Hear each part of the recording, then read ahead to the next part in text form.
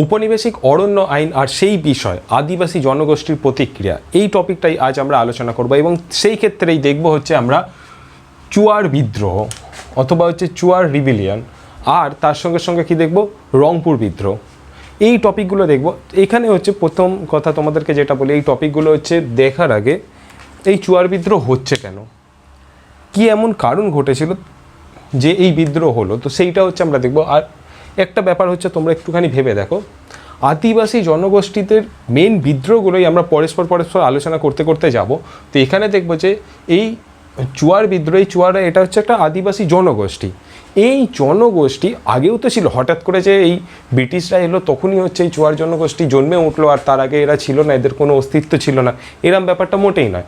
এরা দীর্ঘদিন ধরে ভারতের মধ্যেই রয়েছে, সব কিছু একত্রিতভাবেই রয়েছে, এরা থাকছে, সব কিছু করছে। কিন্তু ব্রিটিশরা আসার পর কি এমন ঘটলো যার জন্য এরা বিদ্রোহ করতে বাধ্য হলো, তো সেইটাই হচ্ছে এখানে দেখার হচ্ছে আজকের বিষয়। তো এই ব্যাপার এইভাবে হচ্ছে আমরা টোটাল বিষয়টা ক্লিয়ার করবো এবং দেখবো এই বিদ্রোহের মধ্যে কি কি হয়েছিল, কিভাবে তারা এগিয়েছিল, কতজন ছিল, কিভাবে তাদের ওপর অত্যাচার করা হতো, আর এই অত্যাচারের নিবারণের জন্য তাদের হয়ে কে দাঁড়িয়েছিল, কে হিরো ছিল তাদের।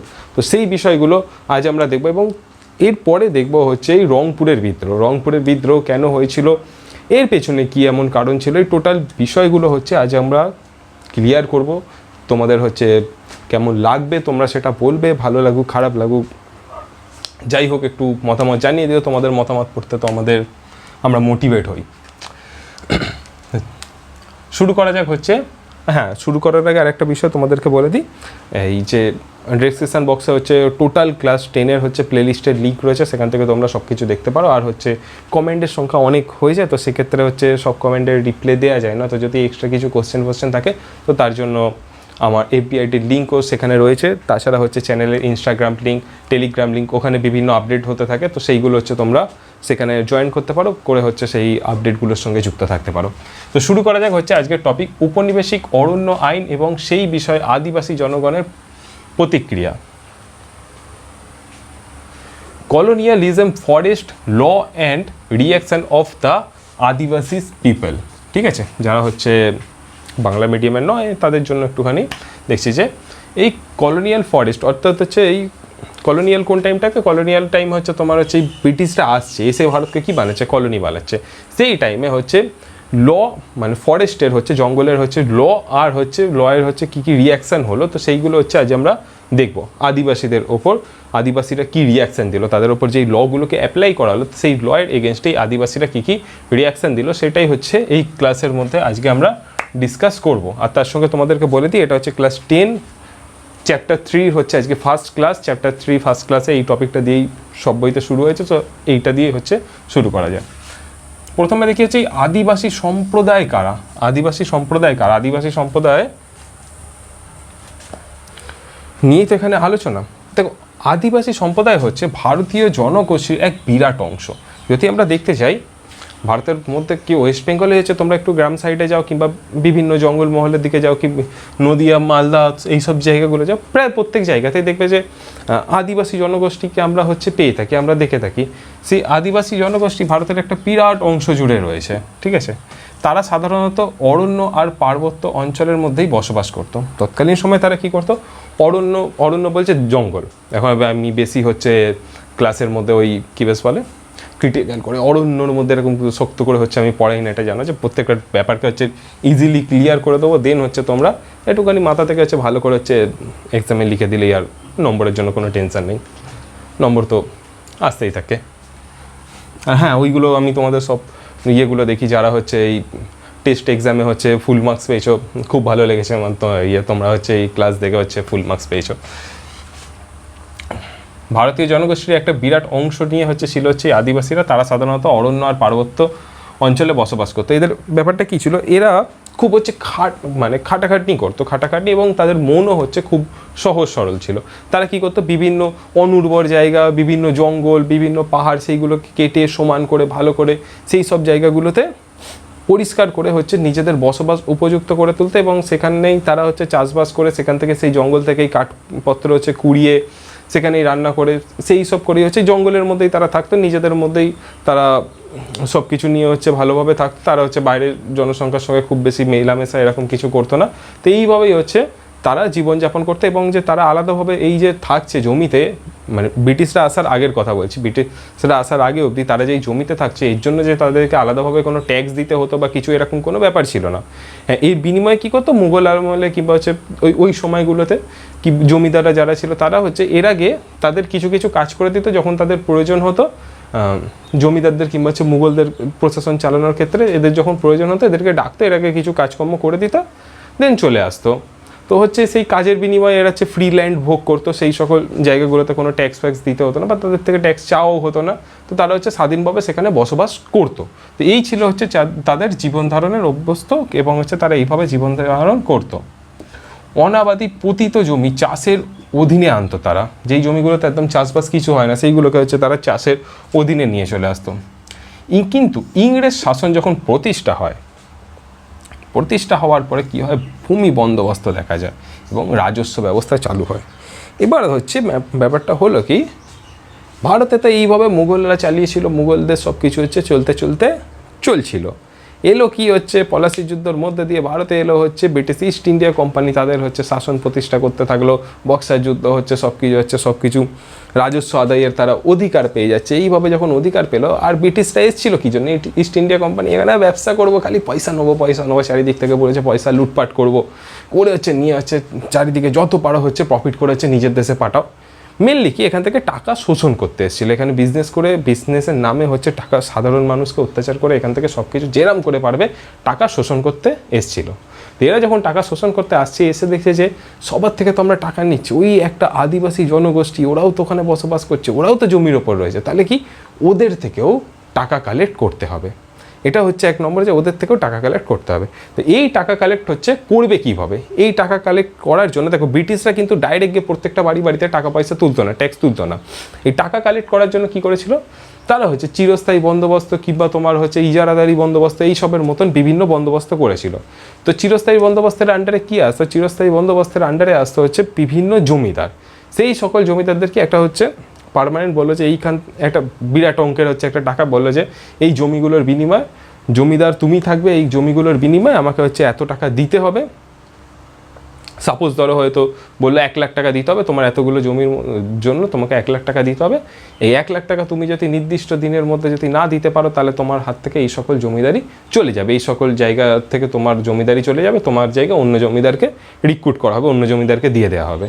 তো তাহলে কি জমিদার বাধ্য হচ্ছে যেরকমভাবে যা হোক করে করতে হবে কি সেই সকল সাধারণ জনগণ থেকে, চারিদিক থেকে আদিবাসী হোক নিরীহ হোক এমনি বাইরের জনগণও সেখান থেকে জমিতে থাকলে হচ্ছে যত পারা হচ্ছে ট্যাক্স নাও, ট্যাক্স নিয়ে হচ্ছে ব্রিটিশকে দাও, প্লাস হচ্ছে নিজের প্রফিট করো।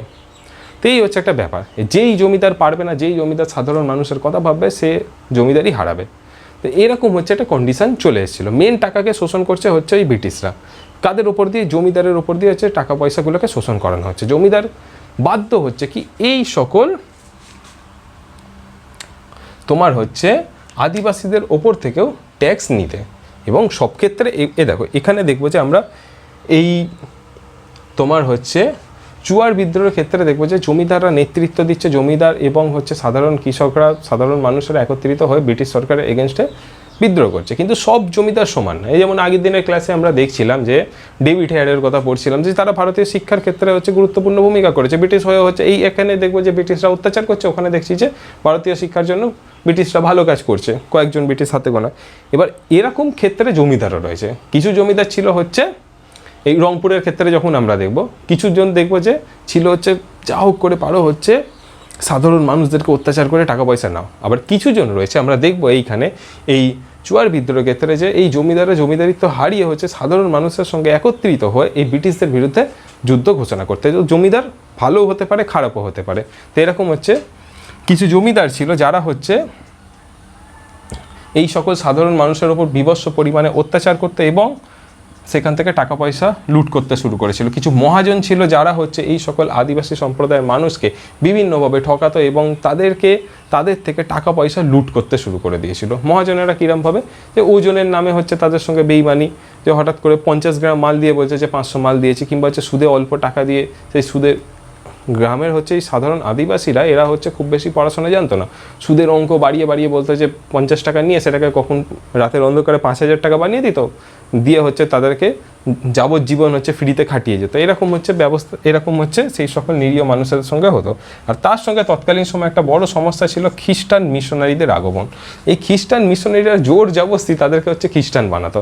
সেই সকল আদিবাসীদের বাড়ির সামনে গিয়ে বসে বসে তাদের জোর জবরদস্তি, না এই সুযোগ পাবে, ওই পাবে, সেই পাবে, কি বিভিন্নভাবে মেন্টালি ফিজিক্যালি বিভিন্নভাবে টর্চার করে যে তোমরা ট্যাক্স থেকে মুক্তি পাবে যদি হচ্ছে এই আমাদের হচ্ছে রিলিজিয়ানে যদি চলে আসো। তো এরকমভাবে খ্রিস্টান মিশনারিরা বিভিন্ন প্রসেসে এই সকল আদিবাসীদের অত্যাচার করতো এবং তাদেরকে কনভার্ট করার চেষ্টা করতো।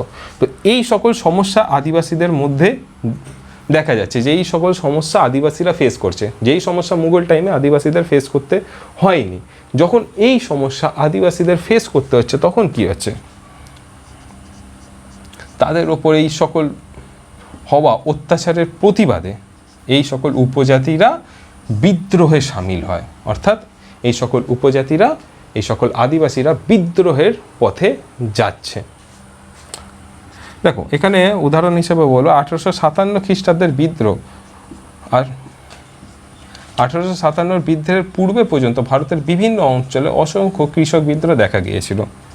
বিভিন্ন এইভাবে হচ্ছে বিভিন্ন কৃষক বিদ্রোহ, চাষবাস নিয়ে হচ্ছে ঝামেলা হচ্ছে, তারপর হচ্ছে আদিবাসীদের উপর ঝামেলা হচ্ছে, এই ধরনের বিভিন্ন কৃষক বিদ্রোহ দেখা যাবে, ছোট ছোট বিভিন্ন জায়গায় ছড়িয়ে পড়ছে। কিন্তু 1857 এই সকল ছোট ছোট বিদ্রোহগুলো ইউনাইট হয়ে একটা সংগঠিত বিদ্রোহের রূপ ধারণ করছে। সেই বিদ্রোহের নাম কি? 1857 যে বিদ্রোহ হয়েছিল সেই বিদ্রোহের নাম কি? এটা হচ্ছে আমার একটা প্রশ্ন তোমাদের কাছে, আই থিঙ্ক তোমরা সকলেই জানো, অ্যান্সারটা দিয়ে দাও, আমারও ভালো লাগবে। আর হ্যাঁ, আরেকটা জিনিস যে তোমাদেরকে বলবো যে তুমি কোথা থেকে দেখছো, তোমার নাম কোন স্কুলে পড়ো, প্লেস কোথায়, কিংবা স্কুলে যদি না পড়ে অন্য কোথাও কোনো কিছুতে পড়ো তো সেখানে সেইগুলো জানালে আমার একটু ভালো লাগবে। যাই হোক, তুমি এটা একটুখানি দেখো, এই অ্যান্সারটা কমেন্ট বক্সে টাইপ করো, আমি একটু জল খেয়ে নিই।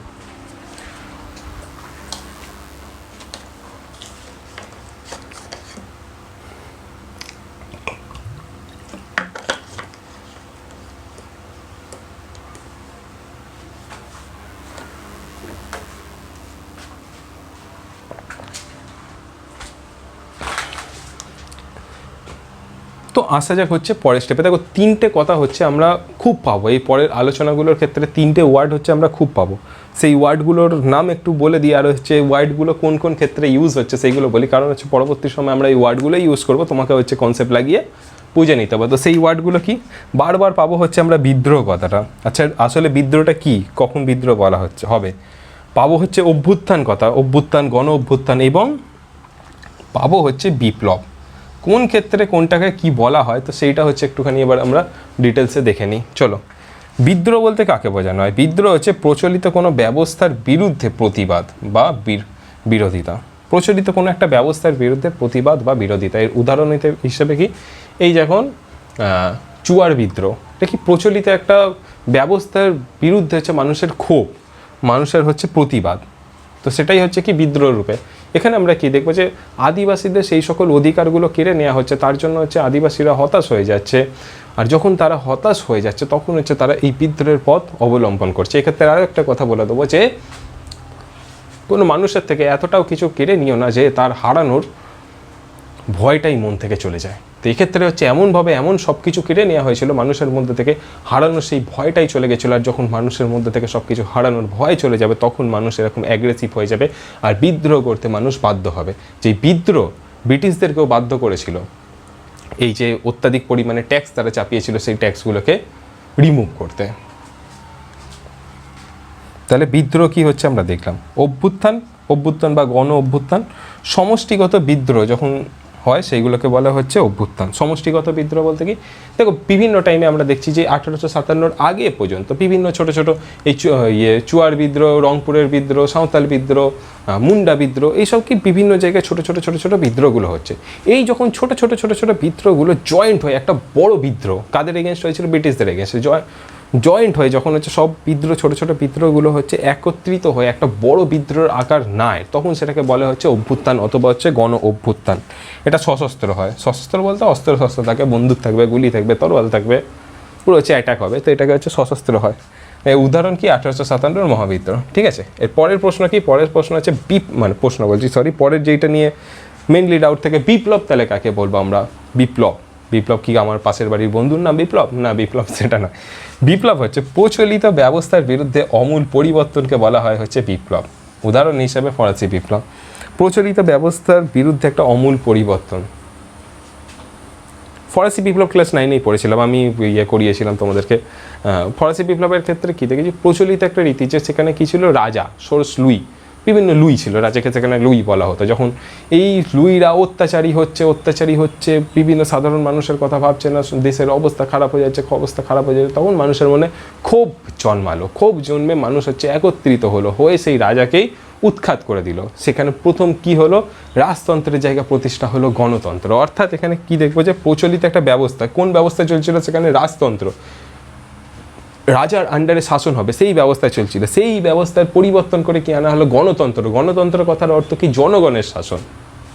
ক্লিয়ার? তো এই পরিবর্তনটাকে, এইভাবে যে অমূল পরিবর্তন আসে, তখন সেটাকে বলা হয় হচ্ছে বিপ্লব। বিপ্লব পাশের বাড়ি বিপ্লব না, পাশের বাড়ি বিপ্লব নাও থাকতে হয়, বিপ্লবীও থাকতে পারে। তো যাই হোক, মানে বিপ্লব বলতে পাশের বাড়ি কোনো ছেলের নাম বিপ্লব, সেটার কথা বললাম। তো প্রচলিত ব্যবস্থার বিরুদ্ধে অমূল পরিবর্তন, তাকেই বলা হয়েছে বিপ্লব, রেভলিউশন। এইটা হয়ে গেল ক্লিয়ার। দেন তারপরে হচ্ছে আসা যাক আজকের আরও একটা গুরুত্বপূর্ণ টপিক, সেটা হচ্ছে কি, চুয়ার বিদ্রোহ, চুয়ার রেবেলিয়ন। টাইম হচ্ছে 1798-99। এই বিদ্রোহটা কিন্তু দীর্ঘ প্রায় 30 বছরের মতন ধরে, 30 বছরের হচ্ছে বেশি সময় ধরে চলেছিল। এটা একটা জাস্ট খালি নাম্বার দেওয়া হয়েছে, নাম দেওয়া হয়েছে। কি টপিক? চুয়ার বিদ্রোহ। এটা কোন জায়গায় হচ্ছে? চুয়ার জায়গাটা হচ্ছে চুয়ার উপজাতি সম্প্রদায়ের মানুষেরা কোন জায়গায় বসবাস করতো। এটা হচ্ছে দেখো, মেদিনীপুর জেলার অন্তর্গত উত্তর পশ্চিম দিকে জঙ্গলমহল নামক বনাঞ্চলগুলিতে। ঠিক আছে, মেনলি হচ্ছে কি মেদিনীপুর। ঠিক আছে, মেদিনীপুর মনে রাখো তাহলেই হবে। মেদিনীপুর চেনো তো? মেদিনীপুরে ঘুরতে গেছো? মেদিনীপুরে কী রয়েছে ঘুরতে যাওয়া? অনেক কিছুই আছে, আমার যাওয়া হয়নি, যাবো কোনো একদিন। তো হচ্ছে মেদিনীপুর জেলার অন্তর্গত হচ্ছে একটা জায়গায়, সেখানে হচ্ছে এই চুয়ার উপজাতিরা বসবাস করতো। ঠিক আছে, কৃষিকাজ, পশু শিকার পাশাপাশি হচ্ছে তারা মেদিনীপুর, বাঁকুড়া ও ধলভূমের স্থানীয় জমিদারদের অধীনে রক্ষী বাহিনীর কাজ করতো। মেনলি কি দেখো, মেনলি হচ্ছে পশু শিকার পাশাপাশি হচ্ছে কৃষিকাজ। পশু শিকার বলতে কি, আদিবাসী সম্প্রদায় এরা হচ্ছে আগেকার দিনে কী করতো, পশু শিকার করে সেইগুলোকে, ভিডিওতে দেখেছো তো, বিভিন্ন হচ্ছে সার্চ করলে দেখতে পাবে, যে বিভিন্ন সিনেমার ক্ষেত্রেও দেখেছি আমরা, যে তারা কি পশু শিকার, সেখানে হচ্ছে সাধারণ কৃষিকাজ হচ্ছে গাছ থেকে ফল পেড়ে খাওয়া, কাটো ওখান থেকেই ভেঙে, ওইভাবেই হচ্ছে নিজেদের জীবনযাপন হচ্ছে করতো, এবং সেখানেই হচ্ছে তারা জীবনযাপন সেইভাবেই হচ্ছে চালাতো। আর তার সঙ্গে কী করতো, তার সঙ্গে হচ্ছে এই আদিবাসী এই সম্প্রদায় হচ্ছে মেদিনীপুর, বাঁকুড়া, ধলভূম এই জায়গায় হচ্ছে তারা থাকতো। এই জায়গাকার যে সকল জমিদাররা ছিল তাদের অধীনে রক্ষী বাহিনীর কাজ করতো। রক্ষী বাহিনী বলতে বডিগার্ড। ঠিক আছে, তাদের দেহরক্ষী কিংবা হচ্ছে তাদের মালপত্র নিয়ে যাওয়া বা এই সব কিছুর হচ্ছে তারা কাজ করতো। আর এই কাজ করার জন্য তাদেরকে কি বলা হতো, পাইক বলা হতো। কেন বলা হতো? তারা হচ্ছে এই সকল জমিদারদের কাজ করতো। কারা? এই চুয়ার উপজাতি সম্প্রদায়েরা। কোন জায়গাকার? মেদিনীপুর, বাঁকুড়া, ধলভূম প্রভৃতি জায়গাকার। ঠিক আছে, কোশ্চেন যেইভাবেই আসুক অ্যান্সার তুমি দিতে পারবে তো? যদি পারো তো আমাকে বলো। তো এরা হচ্ছে কাজ করতো এবং এদেরকে পাইক বলা হতো। এরা বেতনের পরিবর্তে তারা নিষ্কর জমি ভোগ করতো। বেতন বলতে কি, এরা যে এইসব যে কাজ করছে, এই সব কাজের জন্য এদেরকে মাইনে দেওয়া হতো না। তাদের কী দেওয়া হতো? তারা হচ্ছে যেই সকল জমিতে বসবাস করতো, তাদের হচ্ছে সেই সকল জমির ওইখানে, মানে হচ্ছে যেই জঙ্গলের ভেতরে যেই জায়গায় তারা বসবাস করতো, সেই জায়গায় হচ্ছে এই সকল জমিদাররা হচ্ছে মানে গিয়ে হচ্ছে হস্তক্ষেপ করতো না তাদের যে কোনো কাজকর্মের বিরুদ্ধে, তাদের থেকে ট্যাক্স চাইতো না। মানে হচ্ছে তারা স্বাধীনভাবে সেখানে বসবাস করতো। আর বিনিময়ে কি, এই সকল জমিদারদের যখন হচ্ছে কোনো কিছু কাজের প্রয়োজন হতো, তাদেরকে ডাকতো এবং দেহরক্ষী হিসেবে তারা কাজ করতো। দেন কাজ করে হচ্ছে আবার তারা নিজের জায়গায় পৌঁছে যেত। ঠিক আছে, কোম্পানির শাসন দেখো, এই সব হচ্ছে চলছিল মুঘল আমল থেকে, এইসবভাবেই হচ্ছে চলছিল। এতে কারু কোনো সমস্যা ছিল না, সব একটা সুষ্ঠুভাবে সব কিছু চলছিল, এটা সিস্টেমেটিক। কিন্তু ইস্ট ইন্ডিয়া কোম্পানি যখন ভারতে আসে, তখনই শুরু হয় হচ্ছে সমস্যা। কেন সমস্যা শুরু হয়? ইস্ট ইন্ডিয়া কোম্পানি হচ্ছে একটাই জিনিস বলতো, পয়সাই পয়সা, পয়সাই পয়সা, অর মানি লাও, অর মানি লাও, I want money, I want মানি। হ্যাঁ, অর মানি লাও তো বলবে না, I want money, I want মানি। তো হচ্ছে যত ওই সে একটা কোন একটা সিনেমা ছিল না, अजीब जानवर है कभी भूखी नहीं मिटता নাকি একটা, বেশ কি ডায়লগটা বেশ একটা ছিল না, ওই হাঙরটাকে চাদর করে ওই সেই টাকলা করে লোকটা ইয়ে করতো,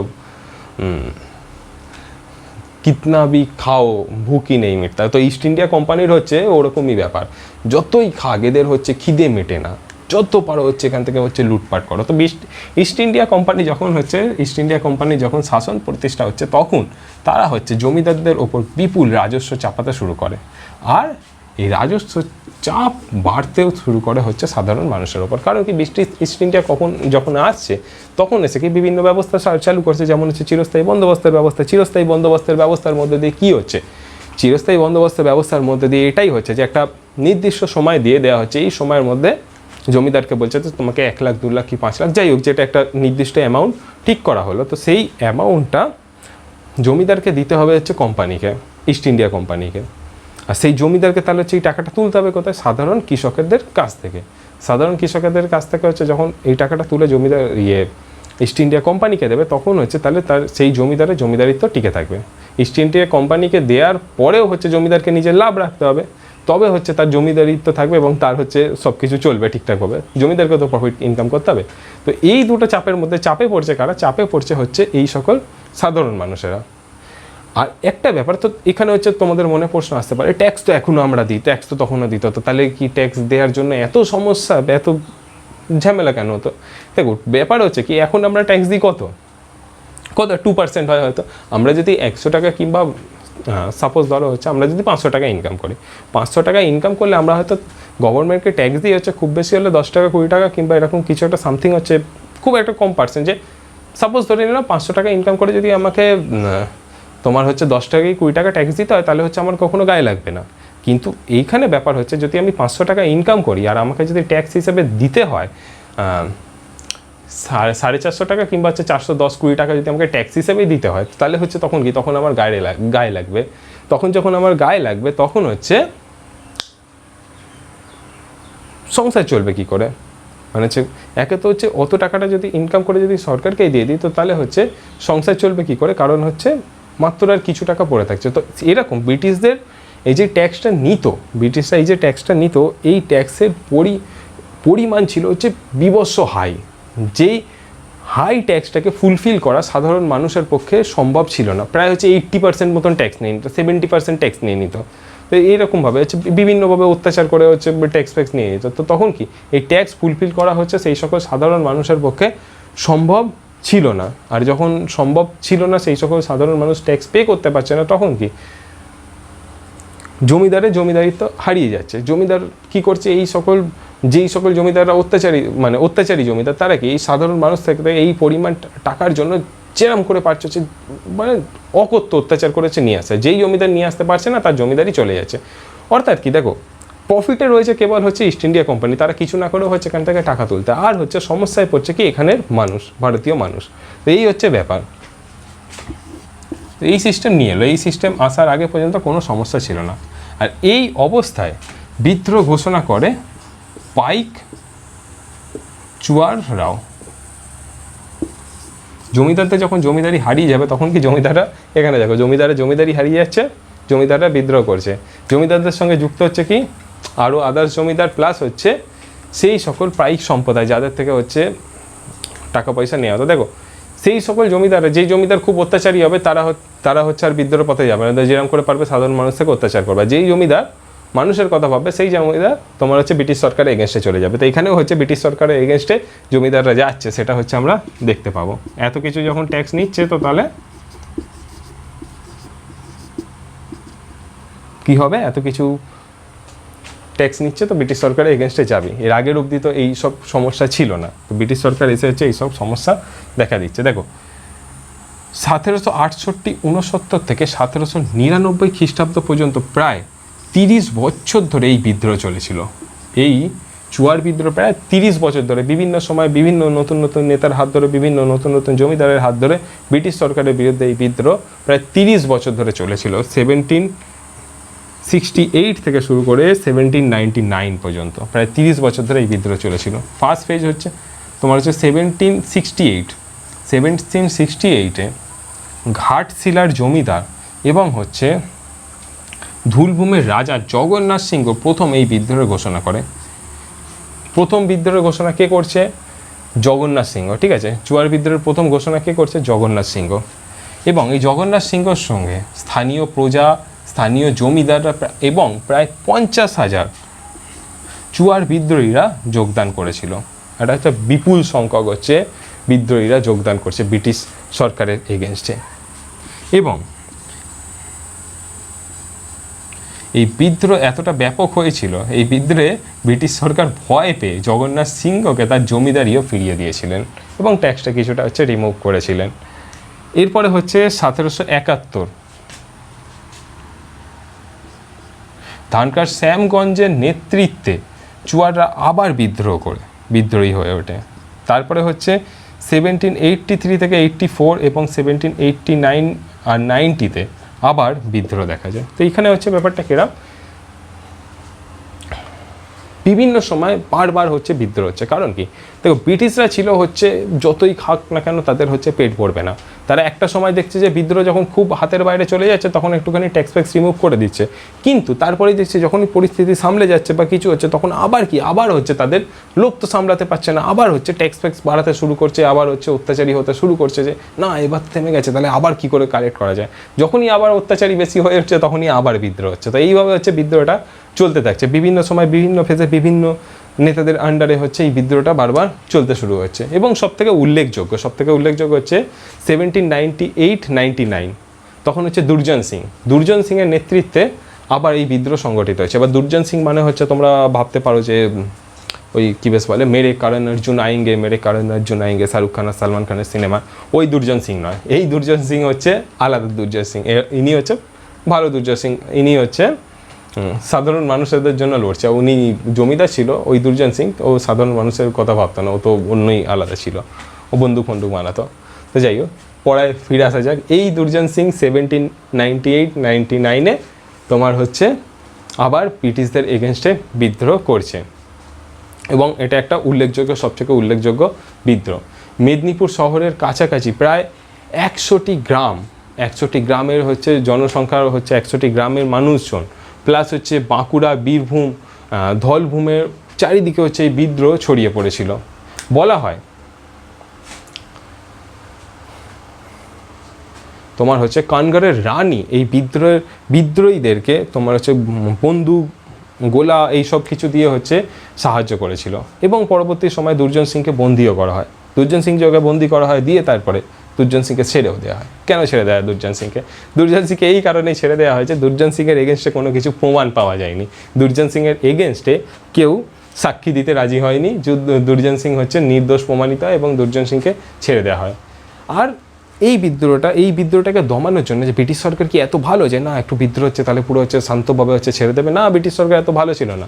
সামরিক বাহিনী দিয়ে বিভিন্ন অত্যাচার করানো হয়েছিল এই বিদ্রোহকে দমানোর জন্য, তবু বিভিন্ন সামরিক অত্যাচারের মধ্যে দিয়ে বিদ্রোহকে দমানোর চেষ্টা করলো, এই বিদ্রোহ ব্রিটিশরা দমাতে পারেনি এবং শেষে ব্রিটিশরা কৃষকদের হিত ভাবতে বাধ্য হয়েছিল। কৃষকদের হচ্ছে নামমাত্র ট্যাক্স নিয়ে হচ্ছে তাদেরকে, এই আদিবাসীদেরকে নামমাত্র ট্যাক্স নিয়ে হচ্ছে তাদেরকে জমি দিতে বাধ্য হয়েছিল যে যা যতটা ট্যাক্স হয়ে গেছে আর নতুনভাবে আমরা ট্যাক্স চাপাবো না বা কিছু, এই সব হচ্ছে এরকম কন্ডিশন করে, যেখানে যেরকমভাবে পেরেছে সেরকম কন্ডিশন করে হচ্ছে ব্রিটিশ সরকারকে পিছিয়ে আসতে হয়েছিল। তো এইটা হচ্ছে আমরা দেখলাম যে একটা স্বতঃস্ফূর্ত বিদ্রোহ কীভাবে শুরু হয়েছিল এবং ব্যাকগ্রাউন্ডে কী কারণ ছিল যার জন্য, দেখো এইটাই হচ্ছে ব্যাকগ্রাউন্ডের মেন কারণ যার জন্য পরবর্তী বিদ্রোহগুলো হয়েছিল। যে ব্রিটিশরা আসার পরে কীভাবে হচ্ছে এই সাধারণ নিরীহ আদিবাসীদের ওপর ট্যাক্স চাপাতে শুরু করলো আর এই ট্যাক্সের পরিমাণ এতটা বাড়াতে শুরু করলো যে মানুষ বিদ্রোহ করতে বাধ্য হচ্ছিল। তো এটাই হচ্ছে মেন পয়েন্ট, যেইগুলোর ওপর বেস করেই তোমার হচ্ছে পরবর্তী বিদ্রোহগুলো আমরা আলোচনা দেখতে পাবো। তো এই হচ্ছে ব্যাপার। দেন হচ্ছে এবার আসা যাক হচ্ছে রংপুরের বিদ্রোহ কখন হয়েছিল? রংপুরের বিদ্রোহ হচ্ছে 1783-তে, এই টাইমে হচ্ছে রংপুরের বিদ্রোহ হয়েছিল। রংপুরের বিদ্রোহটা মেন ব্যাপার কি, দেখো এখানে হচ্ছে আমাদের চিরস্থায়ী বন্দোবস্তের ক্ষেত্রে কিন্তু রংপুর হচ্ছে ইজারাদারি সিস্টেম হচ্ছে তখন চলে এসেছিলো। ইজারাদারি সিস্টেমটা কি, 1789-এ রংপুরের ইজারাদারি পায় হচ্ছে দেবী সিংহ, ঠিক আছে। আর দেবী সিংহর অত্যাচারের বিরুদ্ধেই এই বিদ্রোহ হয়। ইজারাদারি ব্যাপারটা কি? ইজারাদারি হচ্ছে তোমার কি টেন্ডার বেরোয় দেখো না, তো তখনকার হচ্ছে, এখনকার ভাষায় হচ্ছে তো টেন্ডার, তখনকার ভাষায় টেন্ডারই বলে দিলাম। ধরো একটা টেন্ডার বেরোলো যে একটা বড় এলাকা তোমার হচ্ছে একটা বড় তোমার আশেপাশের একটা শহরের নাম ভেবে নাও, যে সেই শহরের নামে যে টেন্ডার বেরোলো, এই টেন্ডার হচ্ছে বিভিন্ন লোক হচ্ছে এলো, এসে বললো যে বেশি টাকা দেবে সে হচ্ছে এই শহরের হচ্ছে ইজারাদার পেয়ে যাবে, এই শহরকে কন্ট্রোল করা বা এই শহর থেকে ট্যাক্স তোলার অধিকার পেয়ে যাবে। সেই শহরের আন্ডারে ছোটো ছোটো জমিদারও থাকতে পারে এবং সাধারণ মানুষ রয়েছে, ছোট বড় জমিদার সাধারণ মানুষ রয়েছে, সেই সকল এলাকাটার হচ্ছে ইজারা পেলো কে, সেই সকল ইজারা পেলো হচ্ছে যে বেশি টাকা দেবে। এরকম হচ্ছে কন্ট্রাক্ট একটা ডাকা হলো, যে কন্ট্রাক্টে হচ্ছে বলি লাগানো হলো, সেই সিনেমায় দেখো না যে বলি লাগাচ্ছে হচ্ছে একটা ফ্ল্যাট কেনার জন্য, সেরকম হচ্ছে ওই এলাকাটা নেওয়ার জন্য 5 বছর কি 10 বছর কি 1 বছর হচ্ছে সেই এলাকাটা নেওয়ার জন্য বলি লাগানো হচ্ছে, এবং সেখানে যে বেশি টাকা দেবে সে হচ্ছে ওই জায়গাটা পাবে। সেই জায়গাটা থেকে ওই যেই টাকাটা লাগালো সেটা হচ্ছে ইস্ট ইন্ডিয়া কোম্পানিকে দিয়ে দেবে। হয়তো একটা এরিয়া পেলো, সেই এরিয়ার হচ্ছে দিল হচ্ছে যে 10 লাখ টাকায়, ইস্ট ইন্ডিয়া কোম্পানির সঙ্গে তার চুক্তি হলো যে আমি এই জায়গাটার ইজারা পেলাম, আমি এই জায়গাটার বিনিময়ে বছরে হচ্ছে 10 লাখ টাকা দেবো হচ্ছে ইস্ট ইন্ডিয়া কোম্পানিকে। তার মানে কি, যে ইজারা পেলো সে কী করলো, সে হচ্ছে তাকে হচ্ছে 10 লাখ টাকা সে ইস্ট ইন্ডিয়া কোম্পানিকে দেবে। তার মানে কি, ওইখান থেকে তুলতে হবে তাকে হচ্ছে 10 লাখ টাকার বেশি, তবে হচ্ছে সে প্রফিটে থাকবে। আর হয়তো দেখলো সেই জায়গাটা থেকে সেখান থেকে হার্ডলি বছরে উঠছে হয়তো 6 লাখ টাকা, তখন কি করবে, তখন হচ্ছে সে অত্যাচারী হয়ে উঠবে, যে ওখান থেকে যেরকমভাবে সাধারণ মানুষকে মেরে পিটে সব কিছু করে হচ্ছে সেখান থেকে বেশি করে টাকা তোলা দিয়ে হচ্ছে ইস্ট ইন্ডিয়া কোম্পানিকে দাও, নিজের প্রফিট করো, নিয়ে হচ্ছে জীবন চালাও, ভালো করে চলো। তো এই হচ্ছে ব্যাপার। তো এই হচ্ছে ইজারাদারি সিস্টেমটা। ইজারাদারি সিস্টেমটা ছিল হচ্ছে এই রংপুরে হচ্ছে ইজারাদার ছিল কে, রংপুরে ইজারাদার ছিল হচ্ছে দেবী সিংহ বিভৎস অত্যাচারী ছিল। তিনি হচ্ছে পশ্চিম ভারতের একজন বণিক ছিল, পশ্চিম ভারতের বণিক এসে ভাবলো যে এখান থেকে রংপুর থেকে আমি তো ইজারা নিয়ে নেবো। ইস্ট ইন্ডিয়া কোম্পানি তো ছিল হচ্ছে নিজের চালাক, তাড়াতাড়ি করে একটা কাগজপত্র দেখিয়ে যে না ওখান থেকে অনেক উঠবে, বলেছে তাকে মুরগি করে নাও, এত টাকা দিতে হবে তোমাকে, দিয়ে হচ্ছে তুমি যা প্রফিট তুলবে। যখন হচ্ছে সেখানে গেল দেবী সিংহ দেখলো যে না এখান থেকে প্রফিট উঠছে না, তাহলে কি এখানে সাধারণ মানুষকে আরও বেশি অত্যাচার করতে হবে, করেছে সব কিছু কেড়ে নিতে হবে, নিয়ে হচ্ছে আমিও চলবো, দিয়ে হচ্ছে ইস্ট ইন্ডিয়া কোম্পানিকেও দিয়ে দেবো, দুজনে প্রফিট করবো, সাধারণ মানুষ মরে যায়, যাই হোক আমার কিছু দেখার দরকার নেই। তো এরকম হচ্ছে তার ভাবনা চিন্তা ছিল। এবং দেবী সিংহ দিন প্রতিদিন অত্যাচারী হতে শুরু করে, প্রচুর পরিমাণে ট্যাক্স নিতে শুরু করে। সেখানে যেই সকল সাধারণ জমিদাররা ছিল তাদেরকে হচ্ছে ট্যাক্স ঠিকঠাক টাইমে দিচ্ছে না, তাদেরকে সরিয়ে দিচ্ছে, দিয়ে হচ্ছে আবার নতুন নিয়ে আসছে, সাধারণ মানুষের উপর বিভৎসভাবে অত্যাচার করাচ্ছে। এইভাবে হচ্ছে তিনি পুরো হচ্ছে সেখানে ইজারাদার হিসেবে সেখানে নিজেকে স্ট্যাবলিশ করলেন এবং মানুষের ক্ষোভের কারণ হতে শুরু করে দিলেন। সব মানুষের থেকে সব কিছু কেড়ে নেবে তো মানুষ তোমাকে গিয়ে পুজো করবে নাকি। আর এই সময় 1783 হচ্ছে 18ই জানুয়ারি রংপুরে হাজার হাজার মানুষ জৈনিক নুরুল উদ্দিনের নেতৃত্বে এই দেবী সিংহর যারা কর্মচারী ছিল তাদেরকে ট্যাক্স দিতে দেবো না, ট্যাক্স তাদেরকে হচ্ছে আমরা দেবো না, আর সেই কথা হচ্ছে ঘোষণা করে দিলেন যে অর্থাৎ হচ্ছে দেবী সিংহের এগেনস্টে বিদ্রোহ ঘোষণা করে দিলেন। এইখান থেকেই শুরু হয় হচ্ছে এই রংপুরের বিদ্রোহ।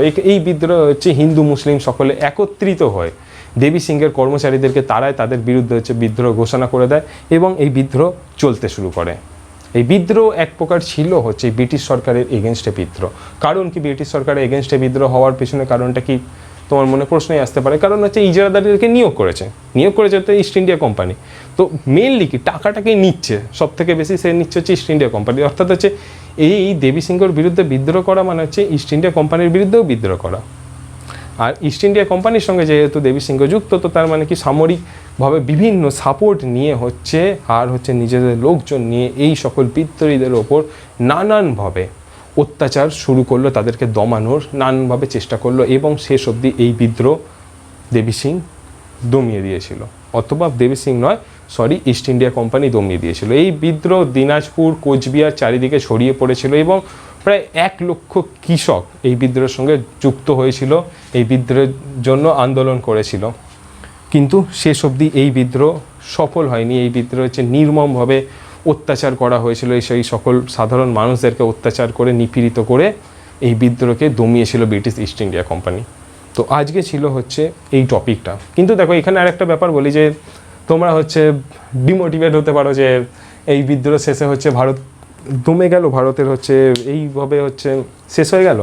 তো এটা হচ্ছে ব্যর্থতার মধ্যে দিয়ে সফলতা আছে। একটা বিদ্রোহ বিভিন্ন দেখবো যে আমরা ছোট ছোট বিদ্রোহগুলো ব্যর্থ হচ্ছে, তাদেরকে দমিয়ে দেওয়া হচ্ছে, তাদেরকে থামিয়ে দেওয়া হচ্ছে। কিন্তু এই থামিয়ে দেওয়ার মধ্যে দিয়ে মানুষের মধ্যে যতবার থামেছে, যতবার ধাক্কা খেয়েছে, ততবার কিছু না কিছু এক্সপিরিয়েন্স মানুষ গেইন করেছে। আর এইভাবেই থামতে সময় আসছে কবে 1857, সব ছোট ছোট বিদ্রোহগুলো একত্রিত হয়ে মানুষের মনে যখন বড় ক্ষোভ আকারে বেরোচ্ছে, তখন হচ্ছে 1857 মহাবিদ্রোহ। আর সেই মহাবিদ্রোহের আগুনে ব্রিটিশ সরকারেরও ভিত নড়ে গিয়েছিল। তারপরে 1857 বিদ্রোহ যখন আমরা দেখবো যে দমে যাচ্ছে, কিন্তু তা বলে কি সেখানেও কি সব কিছু শেষ হলো? সেখান থেকে মানুষের মনে আবার জাতীয়তাবোধ, দেশকে আমার স্বাধীন করাতে হবে, সেই সকল কনসেপ্টগুলো আসতে শুরু করে দিল। এবং আমরা তারপরে কি দেখতে পাই যে 1947 সালে ভারত স্বাধীন হয়েছিল। তো এই হচ্ছে ওভারঅল ব্যাপার। দেখো ছোটো ছোটো বিদ্রোহগুলো কিন্তু বহু এক্সপিরিয়েন্স নিয়ে এসছে।